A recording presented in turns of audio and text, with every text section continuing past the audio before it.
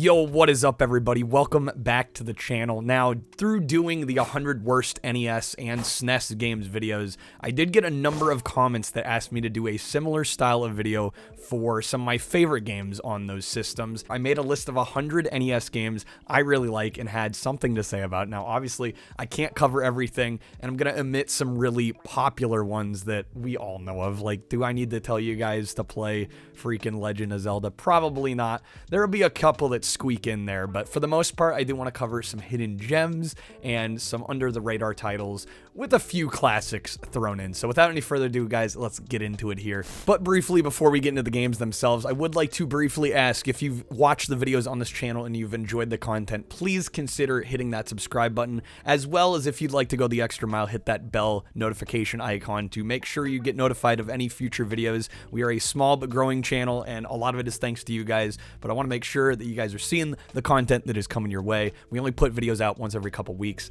and we put hours and hours of time into these, so I think it's well worth a subscription in my personal opinion. Anyways, let's get into it.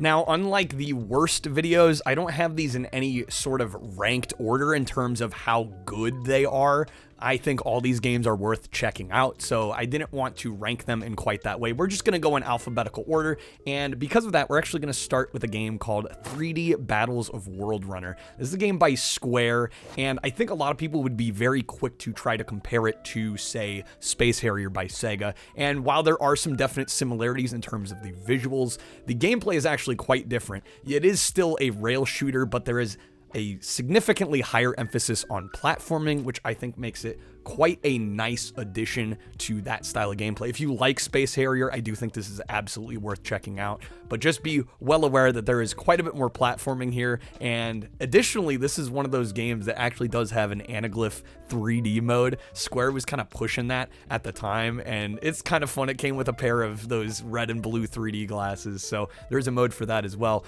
Awesome game all around, and one that I feel like gets overlooked quite a bit in the NES library. Next up, we have a game called Abadox: The Deadly Inner War, and this one I wanted to highlight not only because it's developed by Natsume, brought over to the US by Milton Bradley, but this is a really fascinating horizontally scrolling shooter.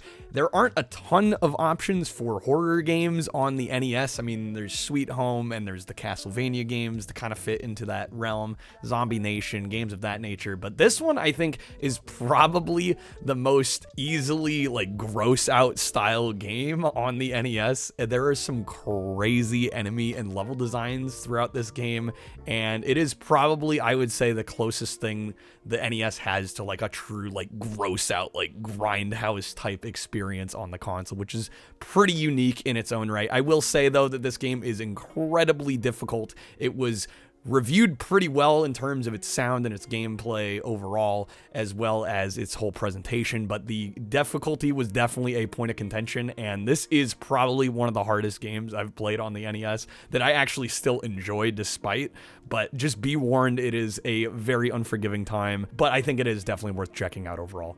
And next up we have Adventure Island. This is a game by Hudson Soft, and there are actually 2 sequels as well. If you end up liking this one, there is plenty more content to play from this franchise, but this is just a very feel-good 2D platformer with some really nice mechanics, some nice movement, as well as some really fun power-ups, including the iconic skateboard, and overall I think this is just, it's got really nice visuals, and it's just overall a really solid time, especially for a somewhat early-ish 2D platformer on the NES. I definitely think it's one of the better ones on the system. And next up, we've got Adventures in the Magic Kingdom, and this is one by Capcom. I feel like this is one that gets a little bit overlooked, overshadowed in comparison to Capcom's other work. Now, obviously, they had a really strong working relationship with Disney at this point, and I'm sure that's a lot of the reason why this game came to fruition. I imagine a lot of people look at this one and assume it's just like an advert game trying to sell you on the theme parks, of course, Disneyland and Disney World, and I'm sure that's a large reason to why they actually made the game. But at the end of the day, if you kind of remove that aspect from it, I think this is still a very enjoyable minigame compilation. Now, obviously, the minigames are going to be based on rides from the parks, but they do a really good job of just making them decently fun little experiences. You get a couple of vehicular sections, one like on Thunder Mountain Railroad where you're switching minecart tracks. There's games based on the Haunted Mansion as well as Pirates of the Caribbean. And overall, it's just a nice, cohesive experience. It's not a phenomenal game by any means. It definitely feels like a couple steps back from Capcom's highest highs on the system, but I definitely think it's still worth a look, especially if you're a Disney fan, a Capcom fan, both especially so. And overall, I had fun playing through this one.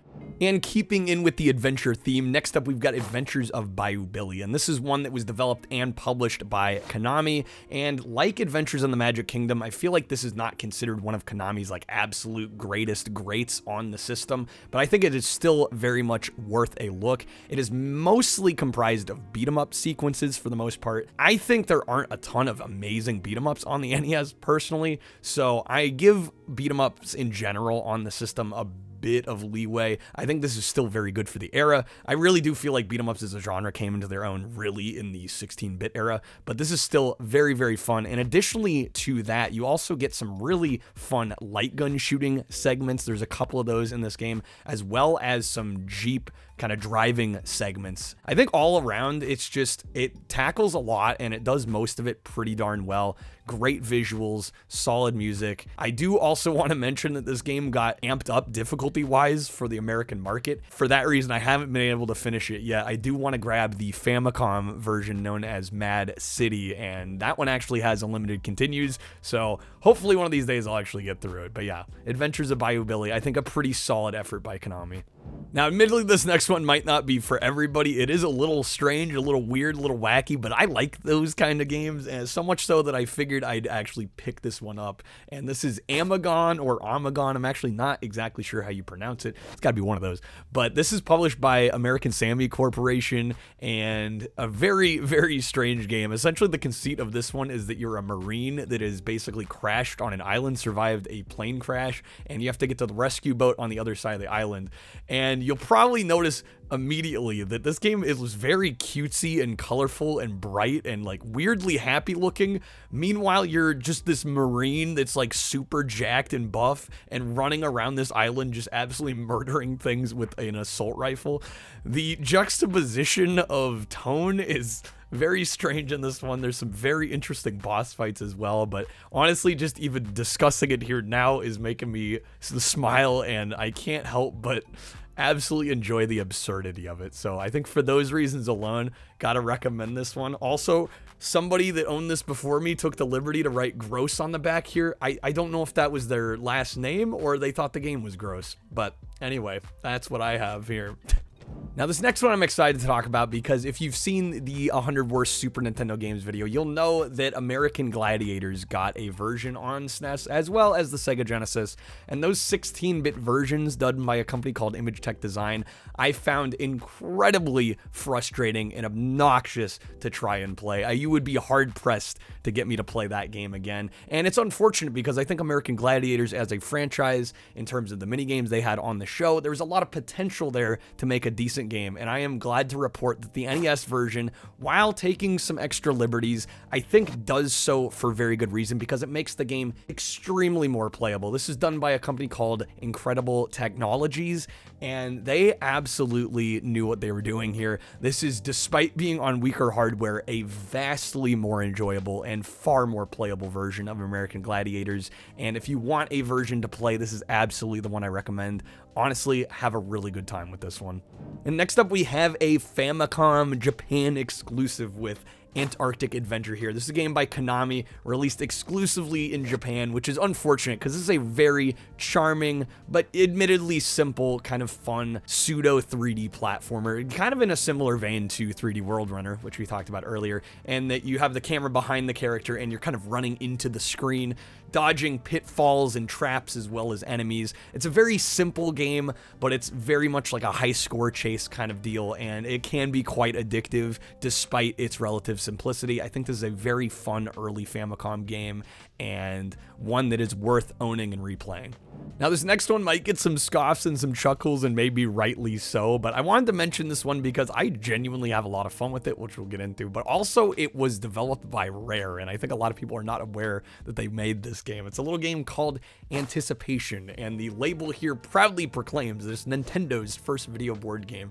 This is a very silly, simple, but honestly really enjoyable little game in which you're basically moving up a game board trying to get to the end, and the way you progress is essentially the machine will give you a category to basically guess from, and there will be these images on screen. There'll be a series of dots, and the game slowly draws in the lines between the dots, and you have to guess what the item or the object is. Very simple game, but it's a lot of fun, especially multiplayer, or in the case of streaming, you know, playing with a chat and all guessing along together. It's quite a fun little time. I only paid $1 for this, so it's really hard to be too mad about it. And like I said, it's genuinely enjoyable. So if you want something a little different and something like kind of like a silly little party game, Anticipation is not a bad way to go. And now if I can emphasize a couple games here and there throughout this list, this is definitely one I would certainly keep an eye out for, and that is a game called Arkista's Ring. I think this game is one of the most criminally underrated games on the NES, and I think that's partially to do with the fact that it only came out in North America. For some reason, this did not get a European or Japanese release, which I find incredibly strange considering the gameplay style, the top-down style action gameplay. It is very reminiscent, I'm sure a lot of people are going to say, to Legend of Zelda, but this game is significantly more action-oriented and has far less puzzle solving and kind of secrets to find. This is a much more arcade style experience in which you're working your way up floors, defeating enemies, grabbing keys for the next door to get to the next area, rinse and repeat. There are some bosses as well that are quite engaging and fun, and overall I just find this an incredibly great NES experience. I think it is vastly underrated in the pantheon of the NES library, and I highly recommend people check this one out if they have not yet already. Now, hopefully I've built up some goodwill and trust with the last handful of picks here, because we're getting to the B section now, and I'm about to drop a bomb right away here by including Back to the Future on NES. This is one that I have a lot to say about, and in fact, I have said a lot about. I've covered it a couple times in the past, not only on the LJN on NES video, where I did put it decently high, but I did also put it on the 100 worst NES games list, and I'm sure I'm going to get called a hypocrite for now putting it in this video, but hear me out. I did put the game in fun bad initially, and this is one of those games where I can acknowledge it for its faults. I do not think this game is perfect, far from it. There are issues when it comes to the gameplay, in terms of the difficulty balancing, in terms of the conceit and the conception of the whole thing in general. It's not a great game. I'm not going to sit here and try to convince anybody that it is, but I do have to acknowledge the fact that I've come back to it numerous times, not only for the sake of videos for the channel, but also just for my own personal enjoyment and playing it on stream. And I must admit that I get enjoyment out of this game, and I'm tired of pretending like I don't. I think there is a difference between the quality of a game, the outright quality, and your enjoyment. I think there are games that are very low quality that can have a very high enjoyment factor, as well as vice versa, of course. I think there are a lot of great made games that aren't that fun, to be honest. And this is one of those games that scratches that itch. It is a fun bad game through and through, and for that reason, I wanted to cover it again here. I do think that it is worth checking out too. I mean, it's a game based on a movie from one of the biggest franchises in the 80s, and I think for that reason alone, it's at least worth trying. I additionally think it's actually quite enjoyable, way more than anybody would care to admit on the internet, it seems. Now, with that little mini rant out of the way, I do want to get to Balloon Fight, and Balloon Fight is a really fascinating game, not only because it kind of just feels like Nintendo's blatant answer to Joust by Williams, a game that I played a ton of on the Atari 2600 and really enjoyed there. This is pretty much that game on the NES, despite the fact that we got a Joust game on NES as well, which we'll get to later. But this is a really fun time. If you've never played Joust or Balloon Fight, the simple conceit is that you are flying with these balloons attached to you, and you're battling other opponents, and you pop their balloons, they fall to the ground, you defeat them, and you basically rinse and repeat, clear the stages. That is pretty much it for the arcade mode. Now, there is additionally a separate mode that is a little bit more platformer centric and trying to dodge kind of acts of nature like lightning and stuff, and that was quite a fun mini game as well. So that kind of breaks up the proceedings, gives you a little bit of extra gameplay value. But yeah, Balloon Fight is one of the black box games that still is really fun to play today. Despite being a Joust clone, it does feel like a game, if it were made today, it would definitely get sued for like copyright infringement. It's so similar to Joust, but really a solid alternative. Next up, we got a game called BreakThru by Data East. This is not to be confused, by the way, with the BreakThru that's the puzzle game by the Tetris creator. This is actually a side-scrolling vehicular combat slash platformer, if you can believe that. And yes, the combination is as cool as it sounds. This is, I think, a very underrated game on the NES platform, and a really solid arcade conversion by Data East here. Plays really fantastically on the NES, and one that I very rarely hear mentioned.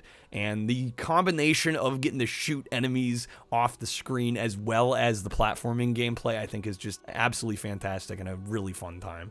And after throwing in an obscure game here, I do got to throw in a normie pick with Bobble. I mean, how could I not? Taito, classic puzzle game. I absolutely adore Bobble, as well as the sequel Bobble Part 2, which is quite expensive and valuable and hard to get on the NES. But I think between the two, I'm going to give the nod, at least for now, to the first one. If you guys have never played Bobble, essentially you're working your way through these stages. You can shoot balloons to entrap enemies, and then you can pop those balloons, and it kills the enemies. And basically, you clear the screen, move on to the next. There's 100 stages, and it's a very much just like a high-score arcade chase kind of game.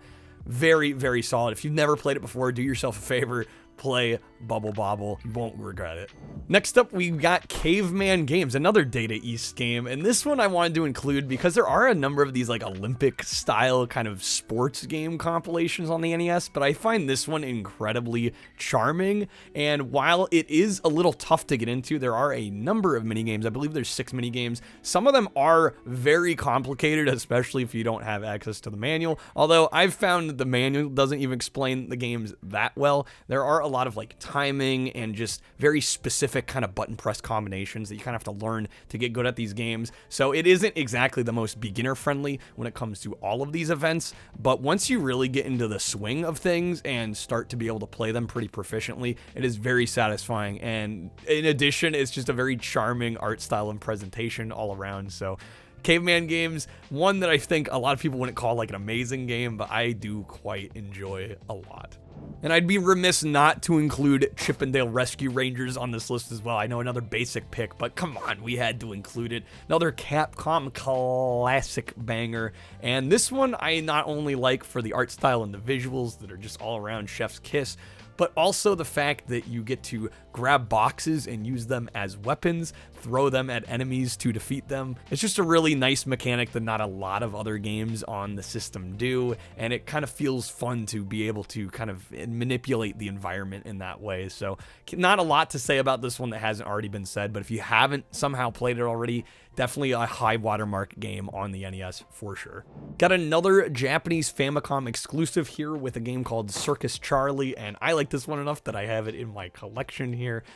Unfortunately, this game did not come over stateside or to Europe as far as I'm aware because it was such an early release. Just the console wasn't out here yet, and I figured by the time that the system was out, they probably figured it was a little too antiquated to release here for full price, which I can understand. This is a very simplistic arcade-centric experience. You have a handful of screens based on various circus-style events, right? You're jumping through hoops of fire as well as walking tight ropes. And again, it's a very simple game. It's a high-score chase game, but I find that the NES excels at that type of game quite often, and this is definitely a shining example of that. Just a super fun, bright, colorful, silly, don't take itself so seriously game. Have a lot of fun with it.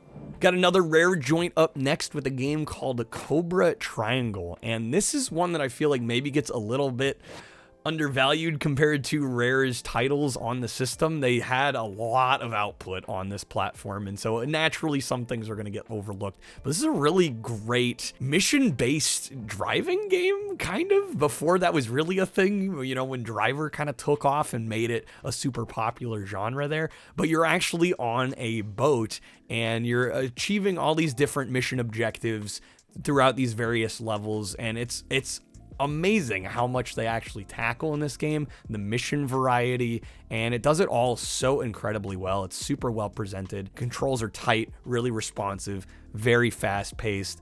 Overall, just really solid, and I think more people should definitely play this one.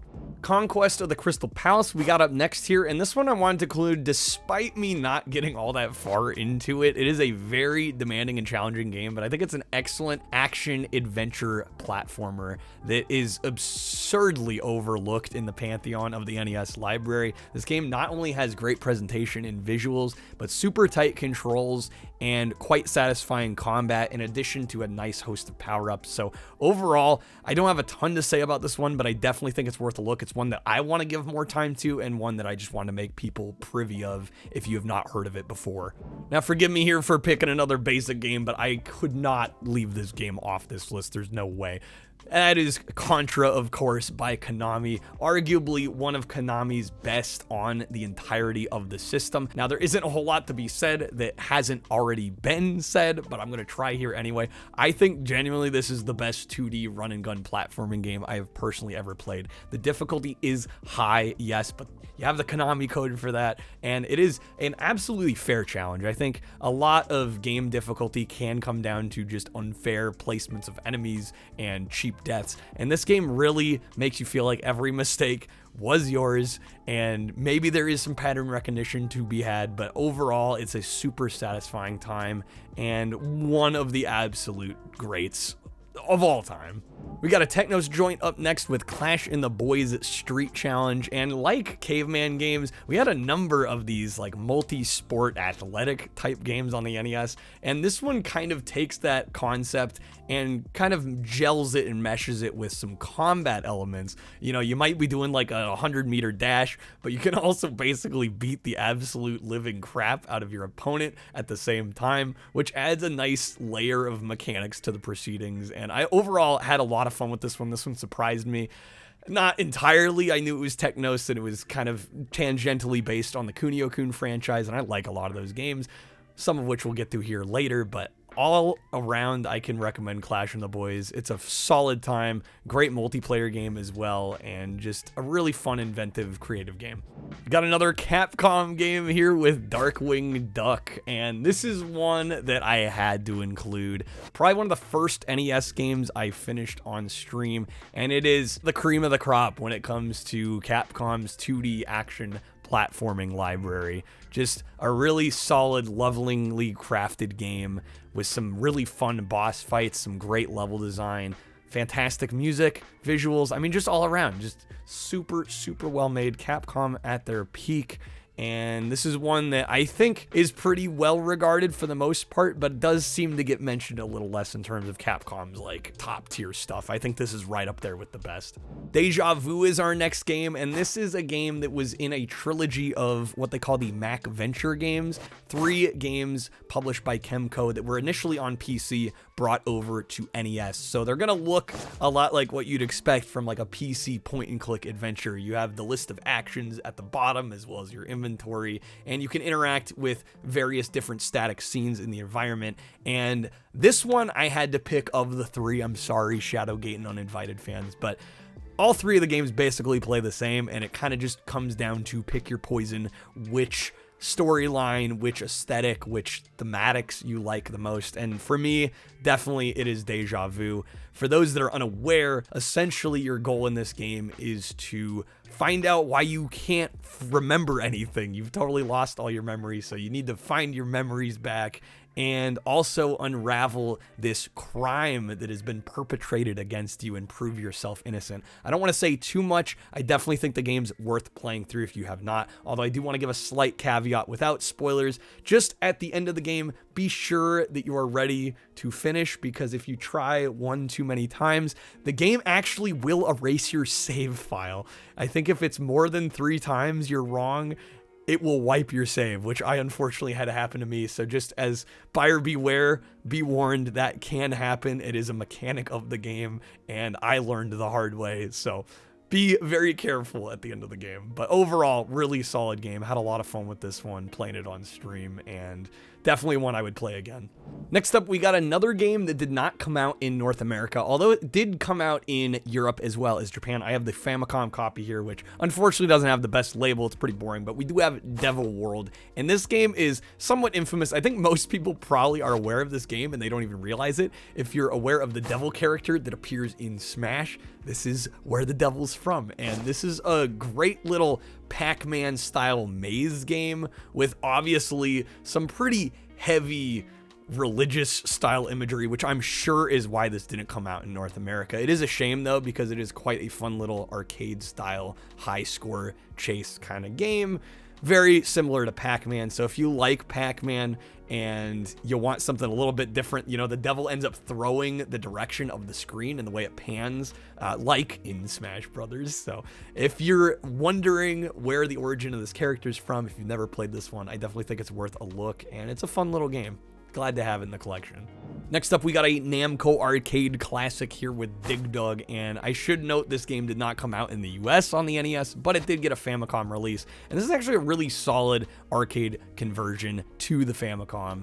It is a classic game in which you're digging underground, and basically you have this air pump, and you can pop the enemies in the stage with the air pump. You basically clear the screen of enemies, and you're probably noticing a bit of a pattern with these arcade games. Clear the screen, move on to the next, rinse, repeat. Super engaging though with the air pump gameplay mechanics, as well as being able to dig around through the dirt, and overall just a really fun, simple time. I love throwing this one on. Definitely worth a look if you like some arcade action.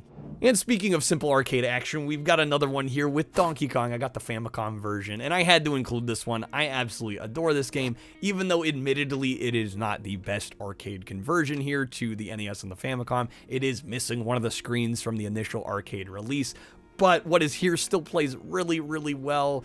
It's very simple. You only get 3 screens, right? I mean, is there anything I can say about this that hasn't already been said, right? You climb up, you hit Donkey Kong, you rinse, repeat, you save Princess Peach. It's just a feel-good game, you know, nice high-score classic, and definitely one that I think belongs in an NES library.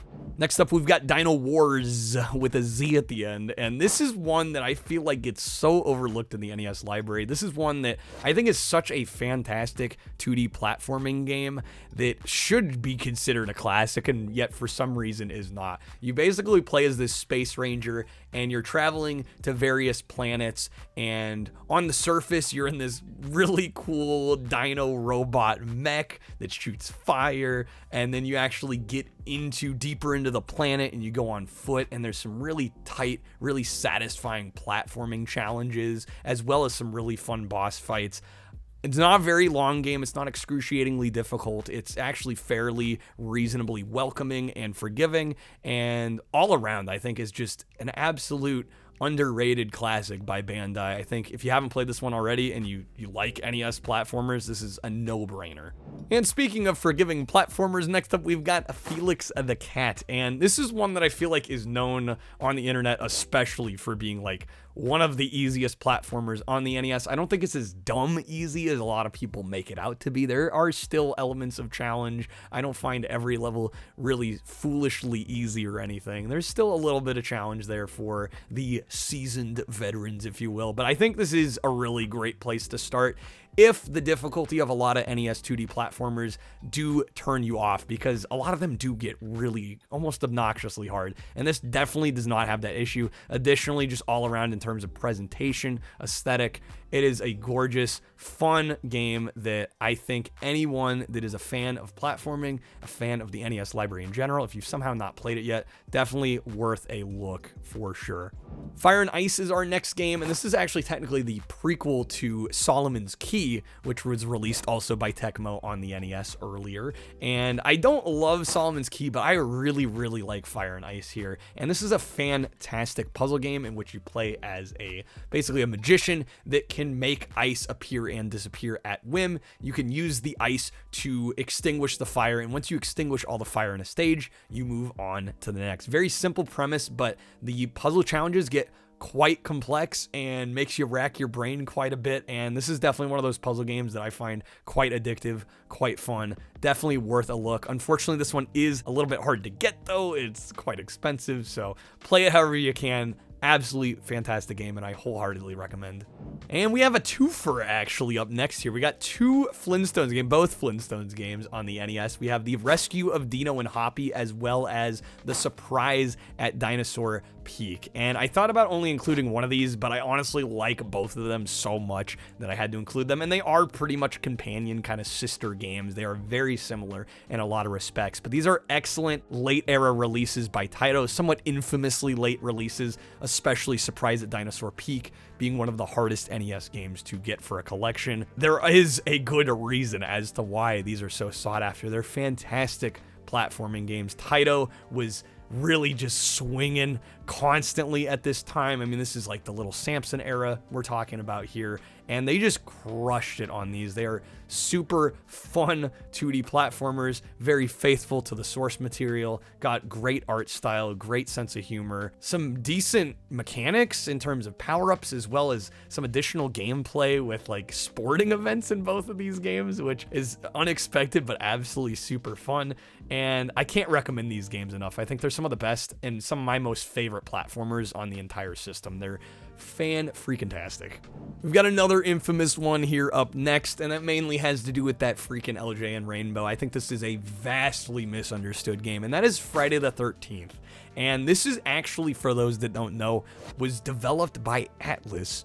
And for a lot of people aren't aware that, yes, LJN was the publisher, but they had a lot of good development studios working for them, including Atlas and Rare, which we'll get to later. And they made some really great games. And I think this one is just, it's so ambitious that it throws people off guard. They don't understand the complexity of the gameplay. If you jump right into it not knowing what to do, it is not a fun time. So I definitely recommend using some sort of guide or walkthrough to understand all the game mechanics and the nuances, because once you do, it's super, super, super satisfying. I love this game. I've come back to this one so many times, and if you want more detailed thoughts, I did cover it in the LJN on NES video, so check that video out as well.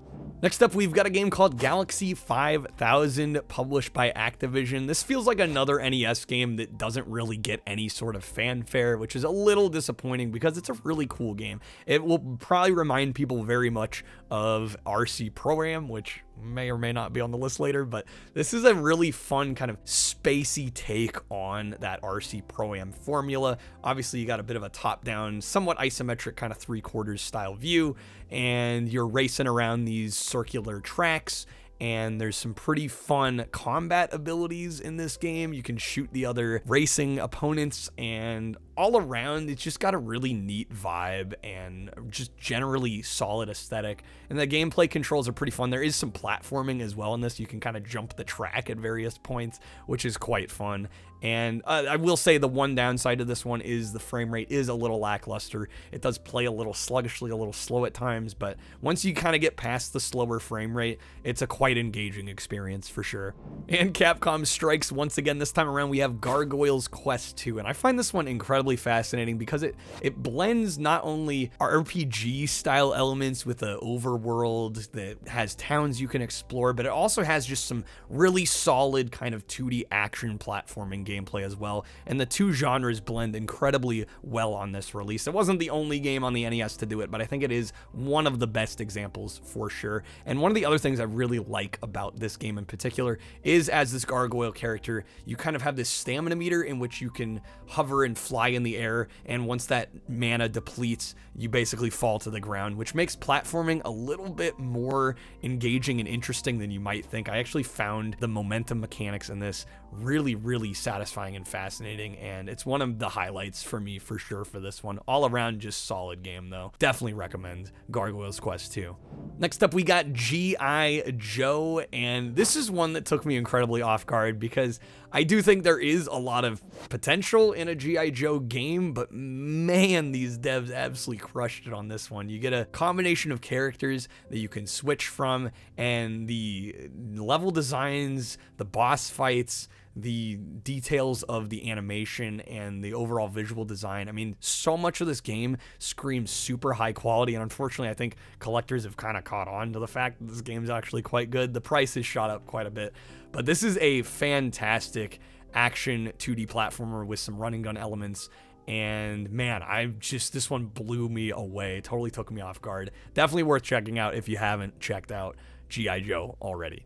Next up, we got a game called Go-Go 13, the Top Secret Episode, and this is one that I actually have a bit of a history with.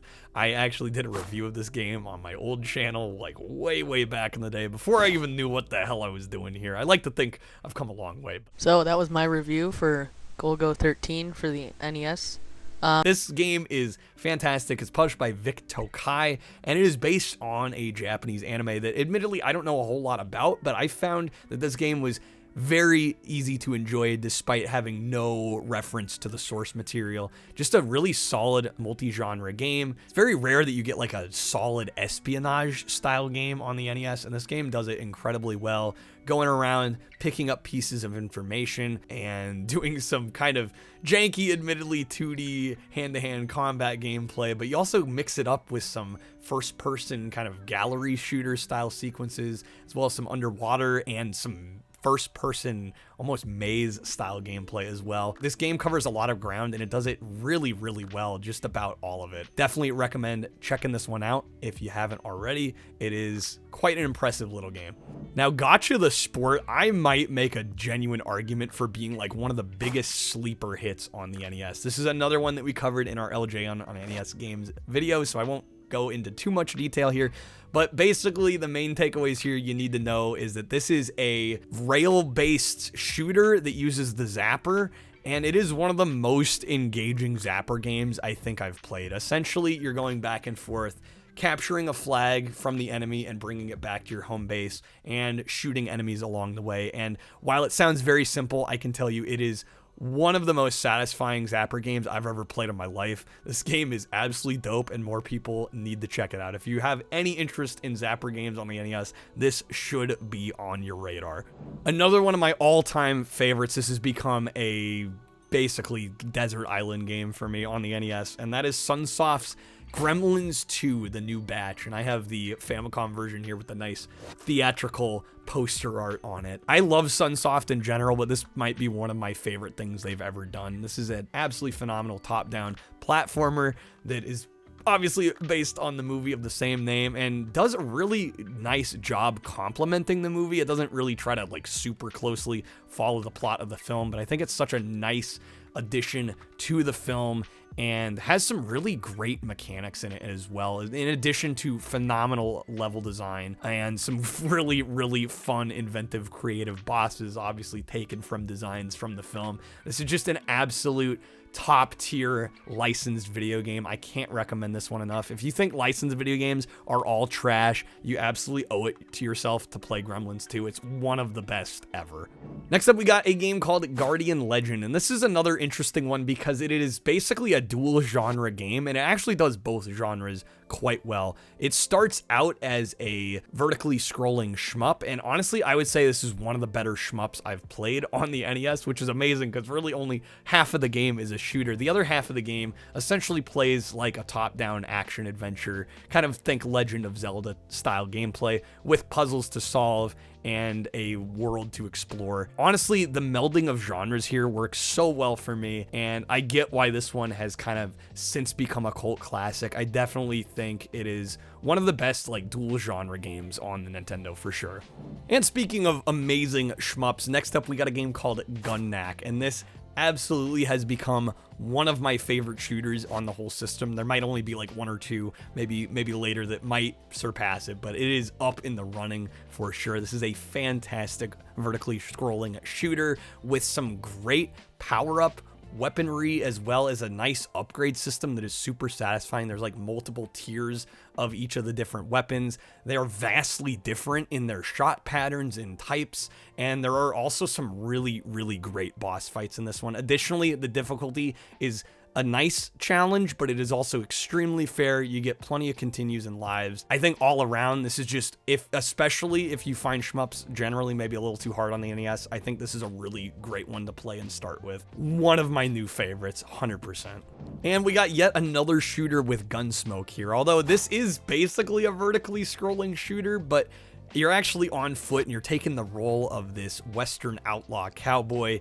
And this one I really like, not only because just the core gameplay is really solid and quite satisfying. It's amazing how well this game controls, considering it basically plays like a twin stick shooter, but it uses the A and B buttons, and depending on how you combine them kind of directs the shot. I think it's just super clever in that regard. But additionally, it has a really fun mechanic where actually in order to progress to the next stage, you need to get a wanted poster for the criminal boss at the end of the level. And you basically have one of two ways to do that. You can either basically grind enough kills to get enough money to buy it from one of the townspeople, or you can actually find the wanted poster. Each level has one hidden somewhere in the stage that you have to uncover. So it gives you kind of multiple options. You can either grind it out or kind of explore the map, which I really like. And I think this is definitely an underrated Capcom banger. A new personal favorite of mine. And I didn't realize this game was coming so soon, but we have a Gyrus here. This is one that I would argue probably is like right up there with Gun Knack for me in terms of top shooters on the system, if we're talking space shooters. And this one is really fascinating because it plays almost kind of like Tempest, if you've ever played Tempest. Basically, as your ship, you're on like a radial dial and you can move circularly around the screen. And I haven't really played anything else like it on the NES, which I think makes it stand out for that reason alone. But in addition to that, it's just a phenomenal shooter by Konami, essentially under the Ultra branding, and I really like this one a lot. There's multiple shot types, as well as some really inventive boss designs. Just the sense of atmosphere and the overall vibe of this game is incredible too. So highly recommend Gyrus. Got another Data East classic here with Heavy Barrel, and this is just a really solid top-down run and gun game. Some really great level designs and level layouts, as well as a fun assortment of enemies to go up against, and a really nice item acquisition mechanic in which you can get keys to unlock these various item drops throughout the levels. And you can also build the titular heavy barrel gun as well, which is super satisfying in addition. And just all around, this is a nice top-down run and gun. I think definitely kind of stands on its own compared to something like a Contra. I think it kind of occupies its own space and does a really great job with what it's got. This is probably considered another basic pick. It is Nintendo published and it was first party, but I absolutely adore this game, and that is Ice Hockey on the Nintendo. I'm not even that big of a hockey fan. I know there's going to be a debate too about whether or not to choose Ice Hockey versus Blades of Steel. I know a lot of people give the nod to Blades of Steel and the combat elements in that, but I just love the simplicity of this game. I think the controls are super fast, super fun, super fluid. Taking shots in this game is so satisfying. And not only that, but this game is quite fun single player or multiplayer. I think the AI is just dialed right in to be that perfect level of challenge without being unfair. And multiplayer, I mean, this is just an absolute riot. Super enticing, satisfying gameplay, and all around one of the best sports games, I think, that I've played personally. One of the favorites in my collection for sure. Now, did y'all know there's a Jackie Chan game on the NES? Yeah, I didn't either, but there actually is one. It's called Jackie Chan's Action Kung Fu.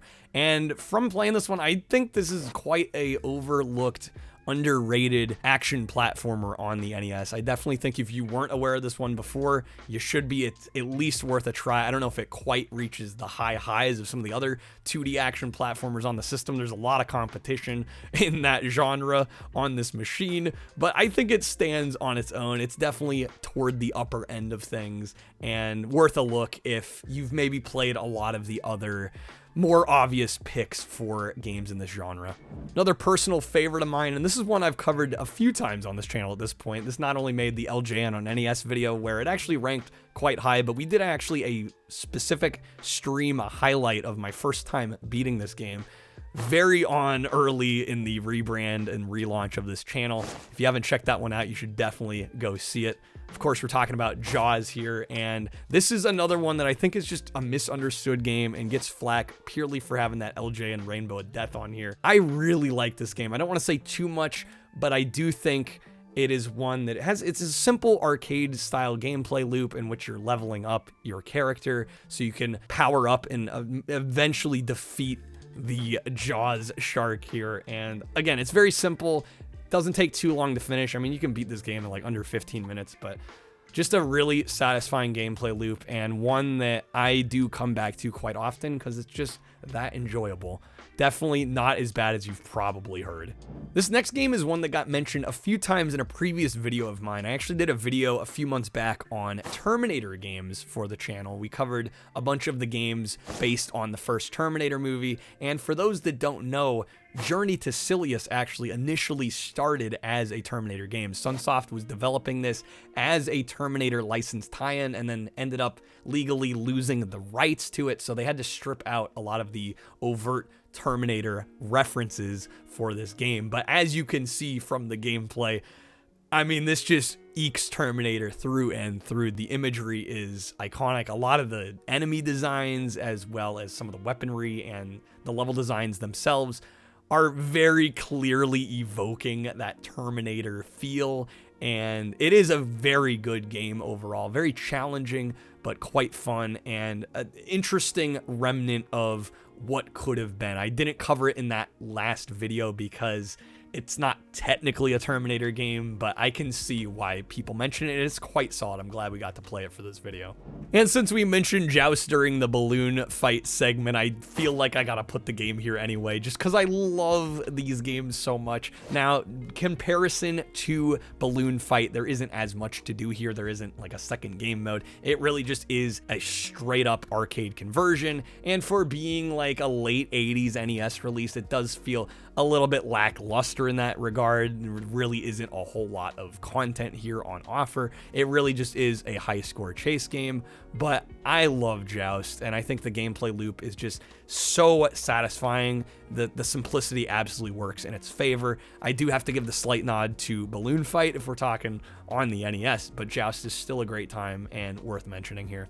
And we got another LJN Rainbow Kiss of Death here with Karate Kid. I'm probably gonna get flack for putting this one on here as well, but like Back to the Future, this is one where I have to acknowledge, having revisited it a number of times since initially playing it, I have fun with this game every time, and no, it is not perfect. There are definitely some flaws when it comes to the level design as well as the hit detection, and especially in the stage 3 where the typhoon's coming in and swinging you around as well as all the other enemies and obstacles. It gets a little messy, but I honestly in some way think the flaws of this game kind of help my enjoyment of it in a weird way. And overall, I really have a fun time with this one. It's not a very long game at all. I definitely would have felt burnt back in the day paying full price for it. But as a cheapo game now, I think it's quite fun for some laughs and, you know, for some short-term entertainment. Got another Karnov joint. We got another Data East joint here with Karnov, and this is a very fascinating side-scrolling 2D action platformer, whereas you play as the titular Karnov, a absolutely ripped muscle man that can shoot fire. I mean, what is there not to love here? Now, I must admit, there is a little bit of jank to this one. It is not what I would call maybe a top tier example of a 2D action platformer on the system, but I think this game more than makes up for it in charm, in terms of just creative, inventive enemy designs, and just its overall wacky nature and mood. I think this one is quite charming and definitely worth a play, or at least a look at the very least.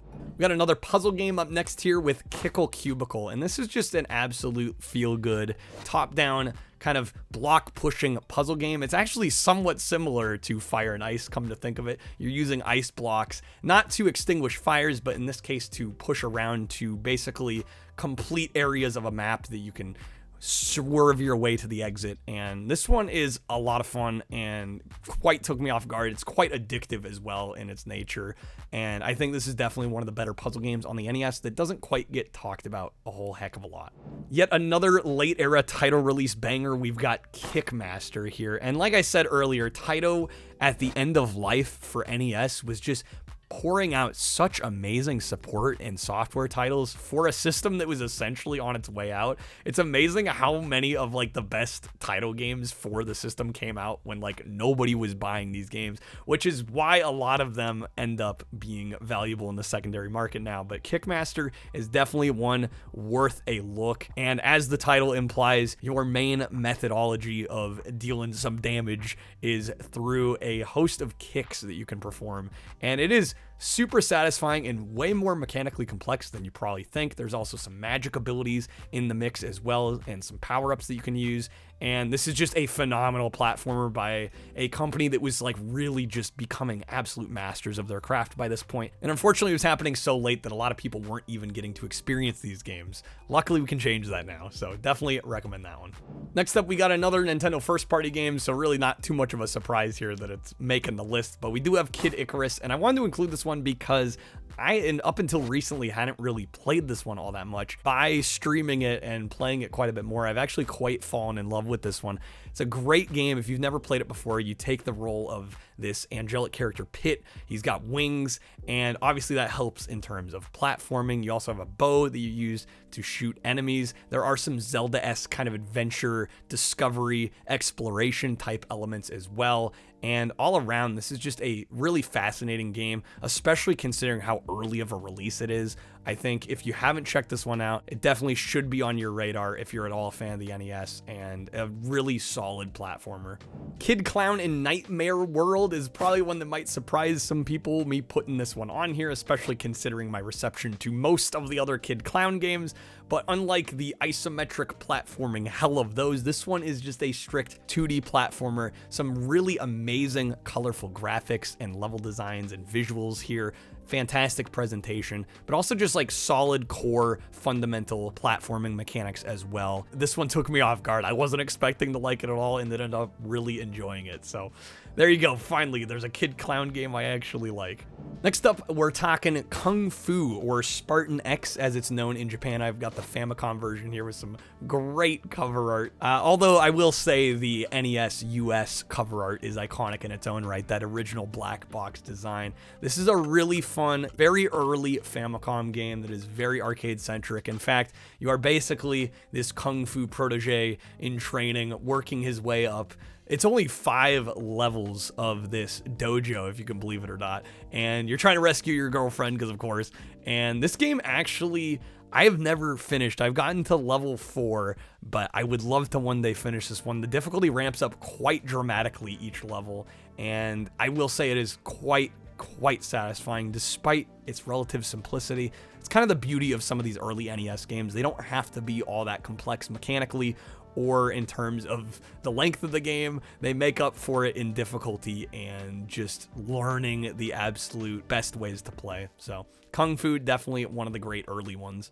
Got another Taito game here with Legend of Kage, and I will say that I think this one doesn't get a ton of love, partially because it is seen as very simplistic, and I think a lot of people see the Taito name and assume like it's gonna be another one of those great, like pretty much all of the games just about that we've talked about have been like early 90s releases, but this is a very, very early Famicom release, so I think people go into it maybe with not exactly the right expectations. You know, we're talking a game that's nearly a decade older than some of their best outputs. So you gotta kind of dial back your expectations. But I genuinely find this one quite fun. Very simple arcade style nature in which you're this ninja jumping around with a crazy jump, and you're basically throwing shurikens at enemies. And there's a decent amount of level variety. You get a couple different stages with different thematics, and some are more platforming focused, whereas others are more combat focused. And all around, I just have a good time with this one. I think it gets a little more flack than it deserves, and it's a personal favorite of mine, especially on the early Famicom library. And we got back-to-back Taito here once again with Little Samson. Now, unlike Legend of Kage, this game is actually quite sought after, probably known as one of the crown jewels of the NES in terms of not only the gameplay quality, but also in terms of collectability. This game has skyrocketed in price, partially because it was another late title release that probably didn't sell that well, which is a damn shame because this is a great action 2D platformer. And the biggest mechanic in this one is the fact that you have multiple character types that you can select from. One of the characters can climb walls very easily, the other one can fly. Each one has its own unique style and different mechanics that makes it useful in certain levels in certain different situations, and it adds another level of complexity to what is otherwise a very common kind of beat dead genre on the NES, that of the action 2D platformer.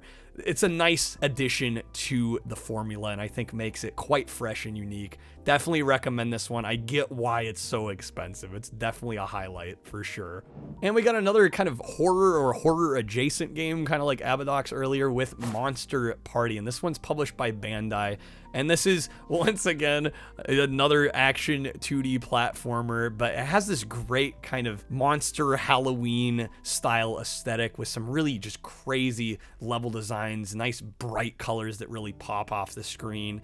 And not only that, but just generally satisfying gameplay as well. So, like I said, there's not a whole lot of horror options on the NES, and this one I wouldn't maybe necessarily call strict horror. It's more just like kind of cutesy Halloween themed aesthetics, but a solid game nonetheless. Definitely one I want to revisit and try to finish one of these days.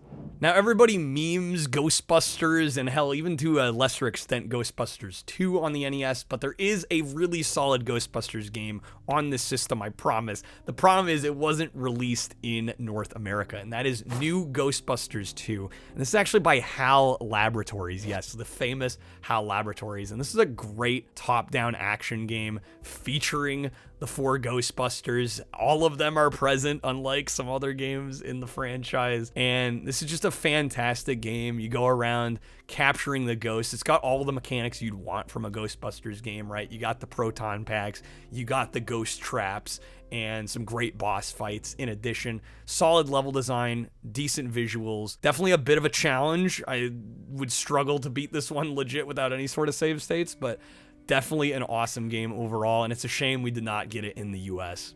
We got another movie license game here, and this is another one that I have covered previously. This actually made the LJN on NES video. It actually made the top spot. So if you want to know more, you can check out that video. But briefly, we got Nightmare on Elm Street here, and this is another game made by Rare, and they did an absolutely phenomenal job with this. The amount of attention and care put into this game is honestly incredible, and it is such a satisfying time. Some great enemy designs, the different versions of Freddy Krueger that you get to fight in this game, just absolutely amazing, a lot of fun, and you get a nice host of abilities in this game as well. Solid action adventure license game. This is what license games should have strived for back in the day. Very few achieved it, and I can honestly wholeheartedly recommend Nightmare on Elm Street.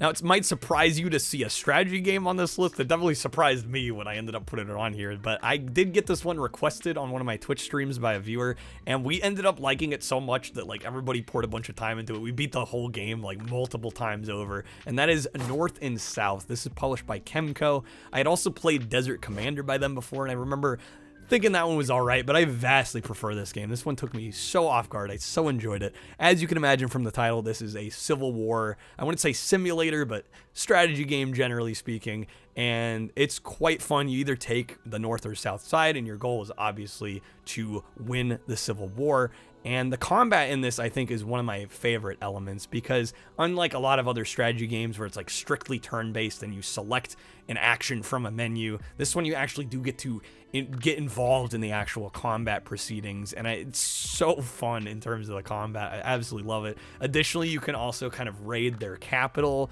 and you get a side-scrolling kind of platforming, action platforming style minigame there in which you got to grab their flag. And all around, it's just the presentation is so solid. Like I said, played through the game multiple times. I'd play through it multiple times again. Absolutely fantastic game, and I can't recommend it enough. Now, next up is one of my absolute new favorite NES games, and you'll have to bear with me a little bit because it's very unique and there's really nothing quite like it on the platform. I'll do my best to explain it, but hopefully the gameplay does it justice and help me out a little bit here. But that is Orb 3D, and this is a puzzle game that kind of plays like a version of Pong, but you have this orb that ends up basically orbiting this flat plane. You go in front and behind it, and you've got paddles on each side that help keep the orb in the orbit. And you can press A on the NES pad and you actually end your orbit early, and you can actually use that ability to basically hit objects on these puzzle boards and solve these puzzles. Yes, it sounds very confusing, but I promise it is a super satisfying game. Additionally, there is a fuel mechanic that you have to worry about, and you can actually travel to, they call it Vern's Orborama, and you can fill up on gas there. There is also a kind of a boss that shows up if you end up trying to hit the gas station too many times. It's just all around just a wild game. There's some wacky puzzles involved as well. And like I said, just nothing else quite like it on the system, but definitely one to check out if you like puzzle games and maybe you want kind of like a Pong-esque game that does something absolutely different from anything else. Next up, we got another puzzle game here actually with Palamedes, and I didn't realize how much of a puzzle game fan I am until making this, but I really liked a lot of these quite a bit. And this one is a lot more simple than some of the other ones we've seen, but essentially this one's just a matching game. You have these dice faces with these dots, you match the number of dots, it clears those dice, rinse and repeat, and you're kind of working your way to clear the board before it continues to drop down at you. And additionally, this game actually can get quite complex, and it's a little infamous for having instructions on the label of the actual cartridge. Despite, most people having a toaster NES, you wouldn't be able to see that label while you were playing, but there are certain different combinations of clears you can make as well to get even more bonuses and clear even more tiles. So very simple puzzle game, although there are a couple layers of complexity there if you really get into it. But I quite like Palamedes, and I think it's quite an underrated puzzle game. And we couldn't not talk about Panic Restaurant. I know you're gonna be tired of hearing me talk about title, but what can I say? They had so many banger NES games, especially in this late NES era, early 90s set of releases. Just unparalleled, ridiculously good games. And this one has a great kind of overall food theme. You do play as a chef, and a lot of the enemies are these sentient foods that come up and attack you. You have a nice host of weapons, including a frying pan as well as a fork that you can kind of pogo jump on. Really satisfying movement, some fun boss designs as well in this one, and just all around another Taito solid 2D action platforming banger. Highly recommend this one, although this is another one of those ones that probably didn't sell that well, and because of that, unfortunately now is very sought after and expensive. Would you believe me if I said Pictionary on NES was absolutely a banger? Probably not, but hear me out. This game is kind of like Anticipation, very similar in style, but I will say it is quite a bit visually more appealing. It is a bit of a later release, and it just absolutely pops off the screen. But the conceit is quite similar. Basically, you are trying to guess an object from a picture that is sequentially kind of more unveiled to you. And this one actually is quite a bit better than Anticipation, because in order to uncover the photo, you actually do have these different mini games that you play to help uncover and speed up the photo reveal process. And I gotta say, this probably is better than Anticipation, although I like both. Additionally, there is a Tim Fallon soundtrack on this one that is an absolute banger. If you want to know more about this game, I did cover it in the LJN on NES video. Believe it or not, this was an LJN published title, but yeah, Pictionary, surprisingly good video game. Have you you ever played a pinball RPG? Probably not, but if I can recommend one to you, I definitely think you should try out Pinball Quest. I've got the Famicom version here. I love the artwork on this one. But this is, yes, it's a pinball game that essentially has RPG style mechanics and leveling. And the way this game works is that you actually work your way up multiple boards, defeating enemies, getting keys to the next area, and there's actually a shop in between segments where you can buy not only stoppers to keep the ball from falling down to the level below, you'll actually kind of basically work your way back if you end up sinking the ball, which is an interesting mechanic as well. But there are also additional items that make your life even easier, and it's such an interesting game. There are some basic pinball tables as well, but I definitely think the RPG mode here shines. It is easily the part of it that they put the most care into, and it's just such a fascinating blend of genres. Definitely think it's worthy of a look if you at all like pinball games, especially if you want to try something very unique and very creative. Yet another puzzle game here, we got Pipe Dream, and this is one that I don't necessarily wholeheartedly recommend because it is a very simple game, and it's a concept that it has been done to death before and since, but I do like a lot of these Pipe Dream, Pipe Mania games, and essentially your goal in this one is to try to create the longest pipe on this board without letting the liquid spill out and ending your construction of this pipe. And it's just a very simple gameplay loop. Not a whole lot to it, but very satisfying in the same regard. It might remind some people of the BioShock hacking minigame, if you've played that. I think that might be part of the reason I like it so much. I know that is a very divisive subject, whether or not that minigame should be there or not. But if you want a whole game of just that, you got Pipe Dream to cover you. Another early arcade classic we got here with Popeye on NES. And this is a very, very simple, just few screen kind of arcade game, somewhat similar to, say, a Donkey Kong. But in this one, you are playing as the titular Popeye, and you're collecting various objects depending on which stage you're on. You collect hearts, you collect letters, and once you get enough, you move on to the next level. You also have, of course, Bluto coming after you, and you can grab the spinach to punch him off the map. Super satisfying. But yeah, this is a very simple game, only a few screens, and then it loops. Another high score chase kind of game, but I absolutely love this one. There is also, fun fact, a Japanese exclusive version of Popeye that plays similarly, but instead has you actually putting words together. It is basically a English learning game based on the initial Popeye for the Japanese market, and as an English speaker, I mean, it's very easy, but it's actually quite a bit of fun too. So if you want a bonus, there's another one to check out if you really like your Popeye. Are you sick of me saying Taito yet? Well, too bad. We've got Power Blade published by Taito, and this game is awesome. This is a gorgeous 2D side-scrolling run-and-gun platforming game in which you are basically this like ultramarine, and you're going through these stages trying to find key cards to get to the end of the level, and there's of course a boss at the end of each stage. You end up getting the key card actually by finding a fellow soldier at various points in these maps. So there is a bit of like a puzzle exploration element to the proceedings, and also just all around this game has incredible movement and combat, and all around is just a really solid time. Great music as well. Presentation top notch. Another top tier Taito banger. What can I say? Got a few racing games to talk about here. First with RC Pro-Am, and like I alluded to in Galaxy 5000, you know, top-down racing games are actually quite good on the NES. I don't tend to like the genre generally that much for the most part, but honestly, RC Pro-Am is a solid game. This is another one developed by Rare, and just a classic racing game, feel-good title, some nice power-ups, and just a nice sense of progression, level of difficulty all around. If you're looking for a racing game on NES, you'd be hard-pressed to find one too much better than this, although there are some other pretty good ones, including this next one. Of course, we also got to talk about Rad Racer. I couldn't leave that one out. Probably one of the most iconic racing games on the NES, and for good reason. It plays incredibly well, great visuals. It's by Square. It really does feel like Square's approximation of what Sega was doing with Outrun at the time, and it's a great alternative to that for the Nintendo hardware.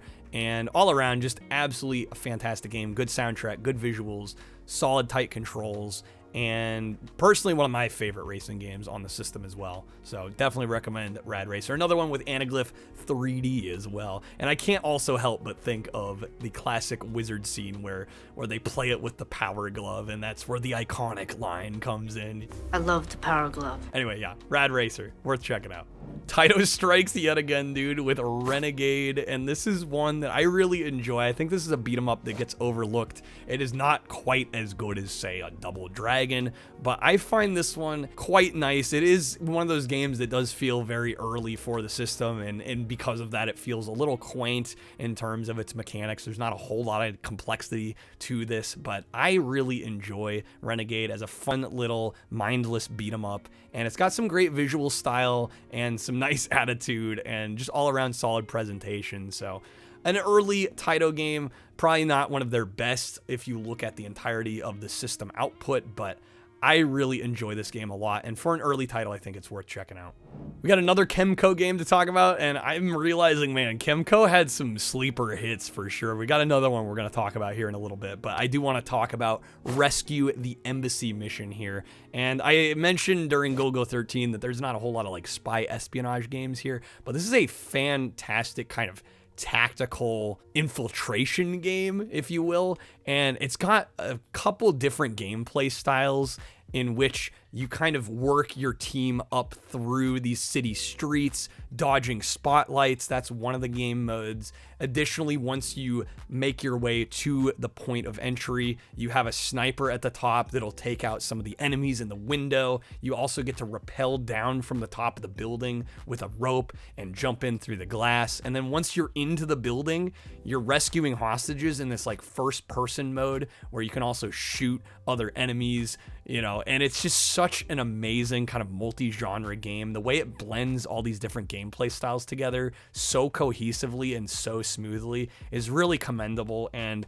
if you somehow have not played this game, I definitely highly recommend Rescue the Embassy mission. Definitely one of the best, most unique games on the system, in my opinion. We've got another movie license game here with Data East's RoboCop, and this is one that, obviously, I love the film. It's one of my favorites of all time, so my perception of this game might be colored a little bit by that, but I don't think so. I can acknowledge that this game is not perfect. It's got some faults. It does definitely play a lot like an arcade game of the era. This is from 1987, and I'd call it a run and gun, but obviously, since it's RoboCop, it's really more of like a walk-in gun, seriously.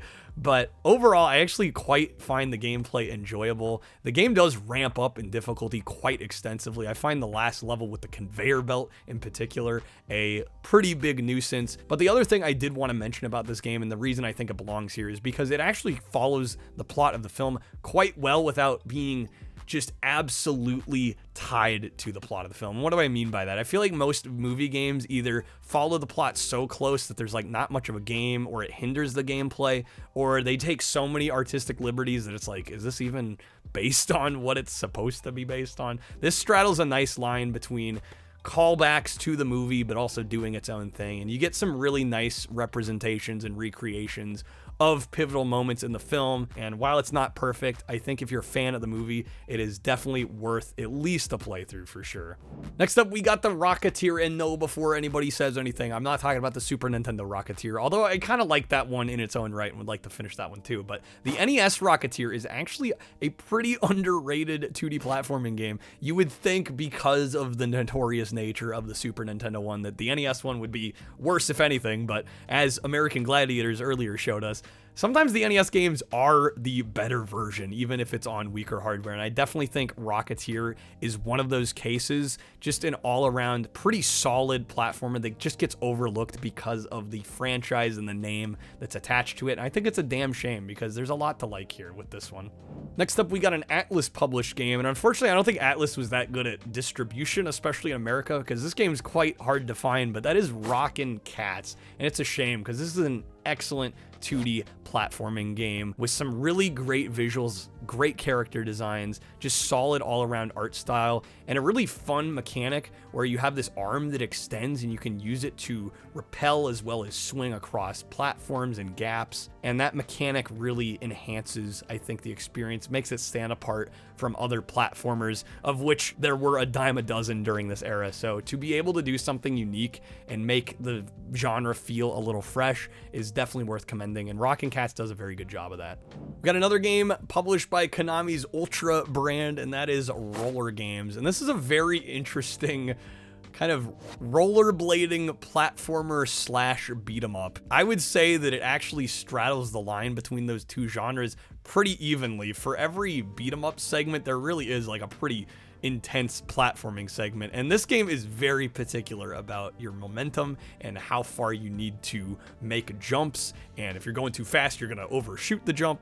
It is quite significant of a challenge on the platforming side of things, and the beat 'em up side is not all that forgiving either. So it's a very tough game, but it's got a lot of that like 90s attitude. It just feels like a game that only would have been made in the early 90s, and it's actually quite fun if you can get past some of the initial difficulty curve. We got another game that feels very much like an early Famicom arcade port, and I mean that in all the best possible ways, and that is Cycross. And this is a game I actually quite like. It's a horizontally scrolling shooter. You're on a hovercraft, working your way left to right. You can shoot at obstacles and enemies in your path, as well as rescue allies along the way. And it's another game that is very much just kind of like a high score chase. Throw on for 20, 30, 40 minutes at a time and just enjoy it and turn your brain off. But occasionally that's the kind of game you want from this era, and I think Cycross scratches that itch pretty well. Pretty fun little early Famicom style arcade shooter.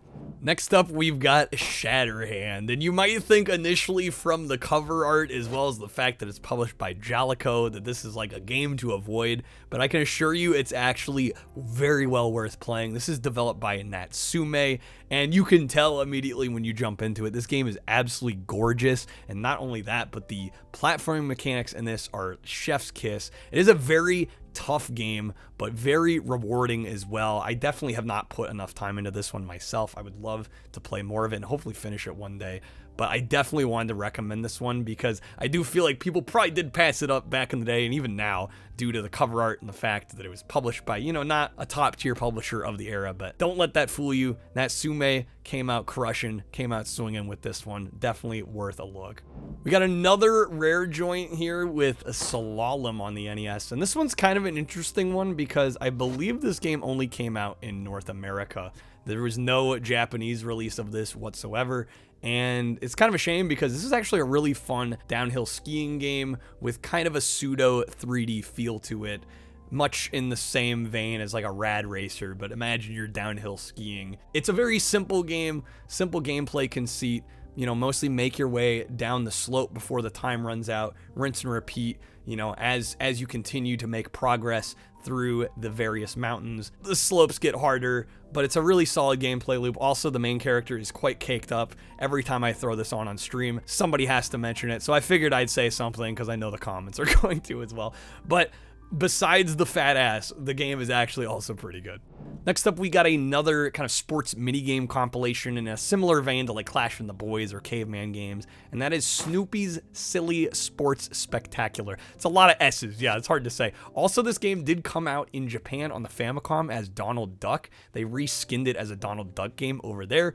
Kind of a fascinating tidbit. Otherwise, the game is pretty much the same. You get a variety of different events here, all with their own kind of quirky control styles that you kind of have to learn. Of course, all these sports minigame comps kind of work that way. But yeah, you have fun games like sack hopping, as well as like a fun pole vaulting game. There's one where you have to balance pizzas and walk from left to right without knocking the stack over. Some fun mini games here. They can be a little frustrating to first get into, but once you kind of feel out the nuances of each mini game and how the control schemes work, quite a fun little mini game compilation. We got Snow Brothers up next, and this one was published by Capcom, and you'll see by the gameplay here that it plays incredibly similarly to, say, Bubble Bobble. I feel like this was definitely their answer to Bubble Bobble, although I will say the act of playing as a snowman and getting to throw snow at the enemies to roll them into snowballs and knock them down is a super satisfying gameplay loop. And while it does share a lot with Bubble Bobble, I think it does have enough of its own flair to justify its existence. And not only that, but the visuals are absolutely phenomenal in this game. This is clearly one of those early 90s games that by that point, the devs were just taking full advantage of the hardware. And this is definitely no slouch in the visual department. Just solid all-around game for sure.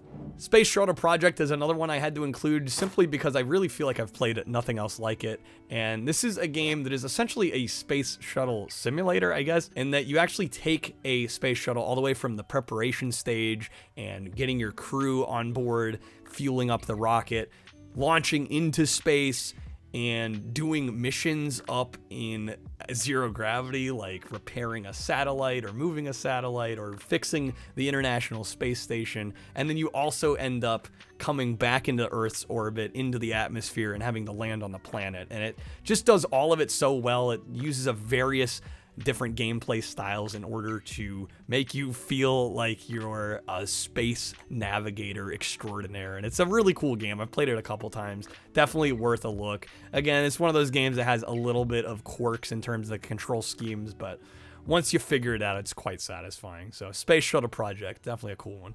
We got Spy vs. Spy up next, of course, based on the iconic Mad magazine characters. And this is a really fun title that I wish I had gotten around to sooner because it is a super fun time. Now, those that have watched the channel a while probably know about the Xbox version that I highly recommend as well. But this is a great 8-bit version in which you are combating black versus white spy and you're trying to collect 4 pieces of evidence and then get out of the level as fast as possible. You can set traps, of course, in these stages in order to set back your opponent's progress. And it's just a super simple yet satisfying gameplay loop with some nice mechanics that help spice things up. Really like this one a lot. This is another Chemco joint that took me a little off guard, honestly. Super Dodgeball is probably one of my favorite sports games of all time, so definitely had to make this list. If you've not played this, this is an absolutely absurd dodgeball game by Technos Japan, which of course is known for the Kunio-kun characters. You'll probably recognize the character art style right away here, of course, but this is a really fun dodgeball game that is just absurd and over the top. You get to throw volleyballs with these crazy special jump moves you can do. You're like throwing them at like Mach 10, hitting the opponents, basically killing them. You'll even see them like the angels float up when you deplete their health bars. So it's a little unhinged, but definitely a lot of fun. Unfortunately, this version does suffer a little bit from some slight slowdown as well as sprite flicker problems, and they're decently significant actually. So I will say it doesn't hinder the gameplay experience too much. It doesn't make it unplayable, but it is a bit of a nuisance. And if you do really like this game, I also recommend the GBA version that they put out quite a few years later. Plays and looks more like a Super Nintendo game with like none of the performance issues, but this is still absolutely worth mentioning. It's where I fell in love with this game to begin with, so I had to talk about it here. Now, this is probably going to be the most basic pick of them all throughout this entire list, but obviously we couldn't go the whole video without talking about Super Mario Brothers. I mean, come on, we had to, right? I'm sure there's going to be debate as to which one deserves the spot or if all 3 deserve the spot. You know, I think all of those reasonings are going to be valid in their own way. Everybody's opinion is valid in this instance, but I just wanted to keep it to one, and based off my personal experiences, of the 3 I like the most, I play the most, the one I've finished the most would have to be the first game. I think obviously visually they got a hell of a lot better as they went on. 2 looks significantly better than 1. 3 is a stunning masterclass on the system in terms of visuals. But I think something about the simplicity of the initial gameplay on the first game just really speaks to me and engrosses me the most. These are all excellent 2D platformers. They need no introduction. They are essential playing if you care to play NES at all. But yeah, for my money, I'm gonna go for the first game. Another sweet under-the-radar 2D platformer is a game called Swordmaster, and this is one that initially, I think when people boot it up, it might not grip you immediately. It's a bit of a slow burn kind of game, so I will say, if you do end up trying it out, be warned that it does take a little bit to really get into the mechanics and get into the combat style and just the rhythm of this game. But once you do, it's quite a satisfying little time. Got some decent visuals, solid enemy designs, decent level design as well. I think this one is severely underrated on the NES library. Most people probably haven't even heard of it, so hopefully I can make some more people aware of Swordmaster. It's a cool game. Now, this next one I'm sure is not going to win anyone over from the title alone. It sounds extremely generic and vague, and that is Tecmo Cup soccer game, but I assure you it is much more interesting than it initially seems. This is actually the US version of a Japanese release called Captain Tsubasa, based on the popular soccer anime, if you're familiar with that. And this, unlike a traditional soccer game that you'd expect on the system, basically plays like a turn-based RPG. I am not kidding. It's got complete with really amazing art design, and this is just one that took me incredibly off guard because I was not expecting what I was about to play. It is unlike any other soccer game I've ever played, and all the better for it. I definitely recommend this one. Obviously, if you're a fan of Captain Tsubasa, it's 100% worth checking out. Even if you're not, I think it's just to see a soccer game that tries something incredibly different from the norm. It's definitely cool.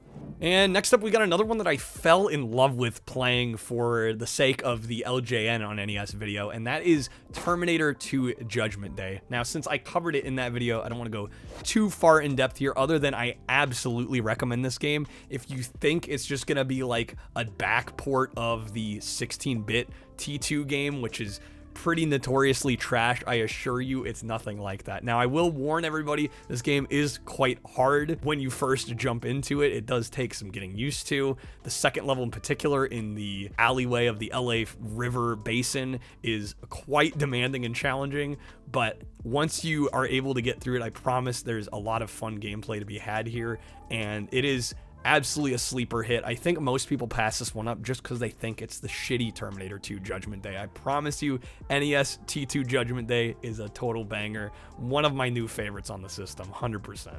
Three Stooges has an NES game, if you're not aware, and this is a game that is fascinating because it ended up getting ported to like so many different platforms. I mean, we're talking multiple PCs at the time. We're talking GBA, PS1, just like places that you never would have thought this game would have come out. And the thing is, it's pretty much the same game across all of them. This game had such an interesting shelf life. It managed to outlive so many other games. And ironically, it's really not that great of a game. It's another kind of mini game compilation. But I put this one on here because, I don't know, I have a soft spot for mini game compilations, even if not every mini game in said comp is all that great. And this is certainly one of those cases where not all the mini games are created equal, and some of them, in fact, are quite annoying, but I have fun throwing this one on, and it's one that I end up coming back to, so I had to include it here. And just for the unique history of its releases, it's quite the fascinating case study. Top Gun is definitely one I want to talk about as well, because this one obviously gets so much flack, and I think a lot of it comes from the AVGN in general, and that is the fact that people can't seem to land the plane on the aircraft carrier. But I think this is a really solid flight combat game, and honestly, I've never had any issue landing the plane. It's not super easy, but I would say I get it at least 90% of the time, and the game is very good about showing you right on screen what you need to input in order to correctly land. So I think this one is overblown in terms of its difficulty, or its perceived difficulty, mainly because I think the AVGN was just playing it up for the video and people didn't seem to quite understand that. But I really enjoy Top Gun. If anything, I think the refueling in air is the hardest part, far and away. I think the aircraft sequence landing is piece of cake by comparison. But yeah, I really enjoy this game overall. I definitely think it's worth playing. See for yourself. Try it for yourself. Let me know how it goes. I'd be curious. This is another game that I'm recommending based on the fact that it's one of my favorite films ever made, and that the game is actually more interesting, I think, than people give it credit for. And that is Total Recall, of course, starring Arnold Schwarzenegger, published by Acclaim here. And this one is a bit notorious because it is one of those games that feels like a licensed game that was absurdly difficult, you know, made impossible to play for the sake of basically easy rental money. And unfortunately, it does succumb to a lot of cheap, unnecessarily unfair difficulty. But I think if you're willing to maybe use some save states, or if you really want to grind it out and get exceptionally good at this game, I think there is some enjoyment here. And the other thing I do want to point out with this one is it actually is pretty faithful to the source material. It actually ends up highlighting some pretty major moments in the film very nicely, which I think is commendable. There's just so many good nods and references to the movie that I wanted to give it a spotlight for that reason. I definitely think it's a bit of a mess, especially the driving level in this game. My lord, is that terrible. But if you can manage through the difficulty, I think there is some enjoyment to be had here, especially if you're a fan of the film.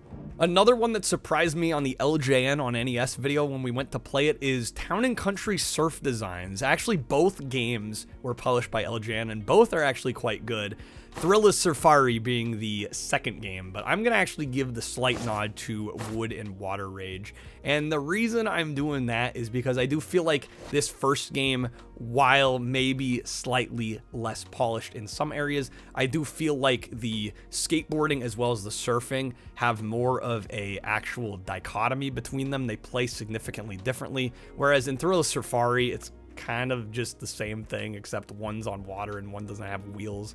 Like, it feels, they play almost the same. Whereas in this game, you get skateboarding action that feels very specifically one way, and then you have surfing action, which for most people is quite notoriously hard to do. I still haven't mastered it myself, but I've kind of found a methodology in order to be able to get my way through it and move on to the next round. But yeah, this is another very simple arcade kind of high score chase type game. If you want to hear more about it, check out the LJN video. But yeah, I would recommend Town & Country Surf Designs, Wood and Water Rage. Another feel-good, simple arcade-style kind of early Famicom game that is one of my favorites is definitely Urban Champion. And this is a really early example of, I guess you'd say, a beat-em-up slash like a one-on-one fighting game. But this is a very simple game in which you're working your way through these city blocks, beating up all the enemies coming toward you, and you're basically knocking them down these manholes with, for some reason, the manhole covers have all been opened in this city, and you're knocking these guys down. It's very simple. It's a little button mashy. There's not a ton of complexity to the combat, but I just find it a really fun time. It always brings a smile to my face, so I wanted to mention it here. Might not be for everybody, but it's definitely one that I quite enjoy. Another definite sleeper hit is Vice Project Doom, and this is mostly a side-scrolling 2D platformer. You get a nice variety host of different weapons you can use to take out your opponents, but the game also does have some driving sequences as well that are also quite top-notch. Just all around really solid visuals, really great presentation, and one that it's a shame that more people don't know about. This is definitely one I would like to go back and revisit and try to finish, but I had a lot of fun playing it for the sake of this video. Another great Atlas platformer that I feel very lucky to own is Wacky Races. I've got the Famicom version here, and this is a really solid platformer. You would think Wacky Races would be a racing game, but no, they actually, apparently in Japan, are like huge fans of the character Muttley, the dog in this game, and you play as Muttley throughout this, and I will say, this is on the easier side for NES platformers, which I'm personally totally fine with. In fact, I kind of prefer that, but additionally, this game has some really great power-up mechanics in which you grab these bones and you have 4 different selectable options for your power-up that you can select depending on the number of bones you've collected. So there's this kind of cool element with collecting bones and deciding which power-up you want to go for. It adds just another mechanic that kind of helps differentiate it from the slew of 2D platformers on the system. Also, the boss fights in this are actually quite fun and inventive, and you get to see a whole bunch of different characters from the show, and that's where some of the vehicles come in on this one. So highly recommend Wacky Races. Played through this one a couple times. Definitely worth a look. And of course, we also got to talk about Wayne's World on the NES. I'm sure some are like, why the hell is he talking about this? But I actually do like the NES version of this. I actually did a whole video on the Wayne's World games that I highly recommend you check out. Kind of an underrated video, I think. But I actually quite like the NES version of this. For those actually that aren't aware, the Game Boy version was actually developed by Radical Entertainment, and then they, for some reason, it's a very weird release strategy, but they ended up backporting the Game Boy version to NES by adding color and making some other changes. I do think the Game Boy version is superior. Check out the video if you want to know why.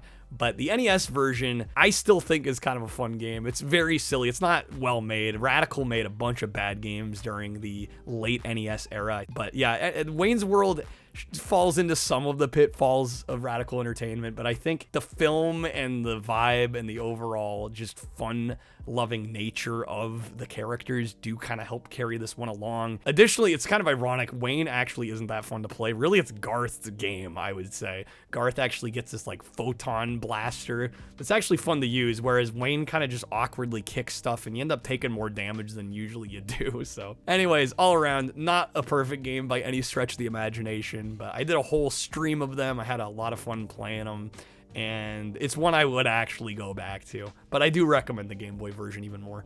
Yo guys, guess what? We got the last title game here, and that is Wrath of Black Manta. We made it, and this is a really decent little fun side-scrolling 2D platforming game in which you play, of course, as a ninja. Now, I do want to preface by saying, do not expect Ninja Gaiden levels of platforming or combat action here. It's definitely a little bit slower paced than, say, Ninja Gaiden. Definitely a lot less emphasis on platforming than Ninja Gaiden, but I think it's still worthy of playing in its own right. And I also wanted to include it because it is a very, very cheap game to get. It's probably one of the cheaper NES titles that you can find nowadays. And I think for the bargain bin prices that it kind of goes for, I definitely think it's worth at least checking out in some capacity. And I did want to include one wrestling game on this list, and we're going to go with the original WWF WrestleMania published by Acclaim. Now, for those that don't know, there were a number of other WrestleMania games released on the Nintendo, and actually all of the other ones were published by LJN. So I did cover all of those on the LJN on NES video. I do think all of those fall into some pitfalls that this game does not. So I still think the OG WWF WrestleMania is overall the most fun, the easiest to pick up and play, and the most in the spirit of the wrestling world and these characters. So this would be the one for my money. It's the one I would go back and play over all of them.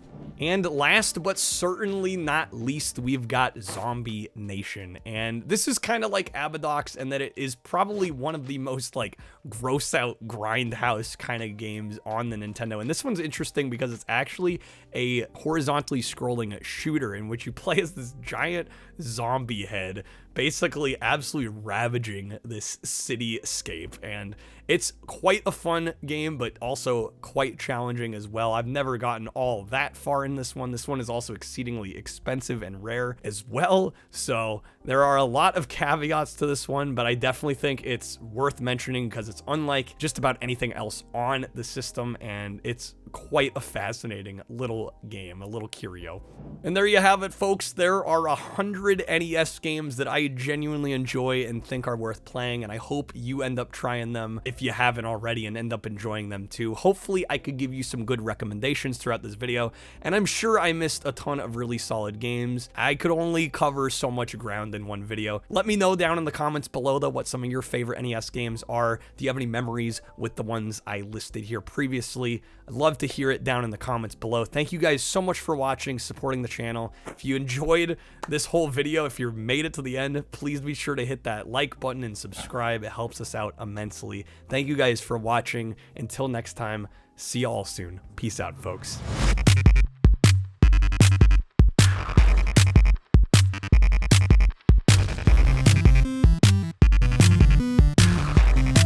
This is one of those games where I can acknowledge it for its faults. I do not think this game is perfect. Far from it. There are issues when it comes to the gameplay, in terms of the difficulty balancing, in terms of the conceit and the conception of the whole thing in general. It's not a great game. I'm not going to sit here and try to convince anybody that it is. This is one that I have a lot to say about, and in fact, I have said a lot about. I've covered it a couple times in the past. It's not a great game. I'm not going to sit here and try to convince anybody that it is. But I did also put it on the 100 worst NES games list, and I'm sure I'm going to get called a hypocrite for now putting it in this video, but hear me out. It's not a great game. I'm not going to sit here and try to convince anybody that it is. I must admit that I get enjoyment out of this game, and I'm tired of pretending like I don't. It's not a great game. I'm not going to sit here and try to convince anybody that it is. I think there is a difference between the quality of a game and your enjoyment. I think there are games that are very low quality that can have a very high enjoyment factor. It's not a great game. I'm not going to sit here and try to convince anybody that it is. I do think that it is worth checking out. It's not a great game. I'm not going to sit here and try to convince anybody that it is. I additionally think it's actually quite enjoyable, way more than anybody would care to admit on the internet, it seems.